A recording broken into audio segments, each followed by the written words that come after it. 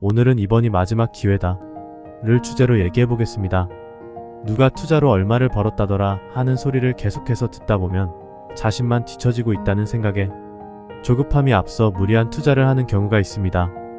그런데 수많은 사람들이 투자로 돈을 벌고 있다면 그때가 가장 위험한 순간입니다. 애초에 자본주의 사회에서 모두가 승자가 될 수는 없으니까요.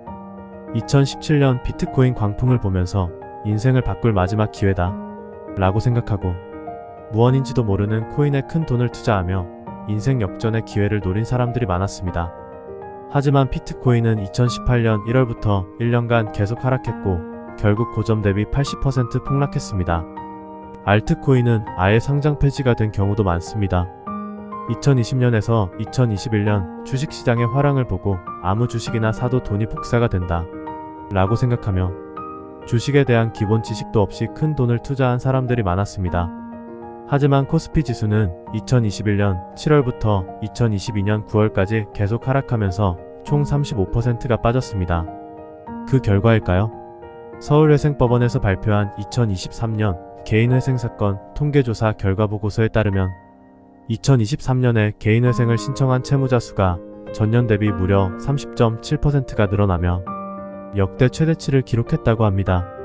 채무자 연령대별 통계를 보면 30대 채무자의 비중이 30.4%로 가장 많습니다. 주목할 점은 20대 채무자의 비율이 지속적으로 상승한 것입니다.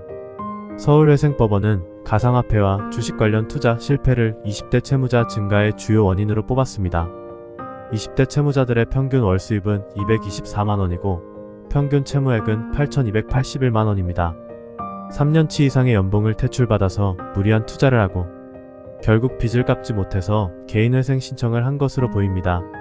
상대적으로 안전자산인 부동산 투자는 어떨까요? 2020년에서 2021년 부동산 가격 폭등을 보고 영혼까지 끌어모으는 무리한 대출을 통해 집을 구매한 사람들이 많았습니다. 이런 사람들을 지칭하는 영끌족이라는 용어도 생겨났죠. 한국은행 통화금융통계에 따르면 주택담보대출 금리는 2019년 2.74%에서 2023년 4.37%로 상승했습니다. 주택담보대출 금리가 상승하자 갚아야 할 이자가 늘어나면서 대출 상환을 힘겨워하는 사람들이 생겨나죠. 부동산을 담보로 돈을 빌린 채무자가 돈을 갚지 못하면 채권자는 빌려준 돈을 받아내기 위해 해당 부동산을 경매에 넘깁니다. 채권자가 법원에 부동산 경매 신청을 하고 법원으로부터 신청이 받아들여져 경매 절차를 시작하기로 결정된 후 이 내용을 부동산 등기부에 기록하는 것이 임의경매 개시결정 등기 신청입니다. 쉽게 말해 빚을 갚지 못해 부동산이 경매에 넘어간 것이죠. 2023년에 임의경매 개시결정 등기 신청 건수가 역대 최대를 기록했습니다. 집합건물 임의경매 개시결정 등기 신청 건수는 39,000건으로 전년 대비 62% 증가했습니다. 부동산 가격이 상승할 때 무리한 대출을 받아서 집을 구매했다가 결국 대출을 감당하지 못하고 경매 절차에 들어간 매물이 많아진 것입니다. 투자를 하다 보면 이번 기회를 놓치면 평생 후회할 것 같은 느낌이 들 때가 있습니다. 그때를 조심해야 합니다. 마지막 기회라고 생각하는 순간 해당 투자 기회의 희소성이 높아진 것처럼 인식돼서 객관적인 판단을 못하게 됩니다. 탐욕이 앞서면서 투자의 리스크는 과소하게 생각하고 투자가 가져올 수익은 과대하게 생각합니다. 조급함으로 인해 충동적인 판단을 하게 될 확률이 높습니다. 그리고 이번이 마지막 기회다 라는 느낌은 보통 시장이 과열되었을 때 들기 마련입니다. 그래서 좋은 기회라는 생각 자체가 틀린 판단일 확률이 높습니다.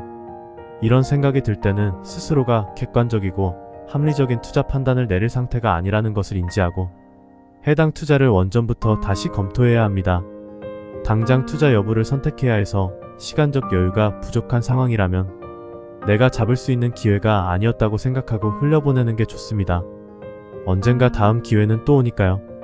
투자에 실패하면 투자금이 사라져서 다음 기회를 노릴 수 없지만 투자를 하지 않고 투자금을 보존하기만 하면 언젠가 찾아올 다음 기회를 노릴 수 있습니다. 준비되지 않은 채로 무리한 투자를 했다가는 큰 위험에 직면할 수 있습니다.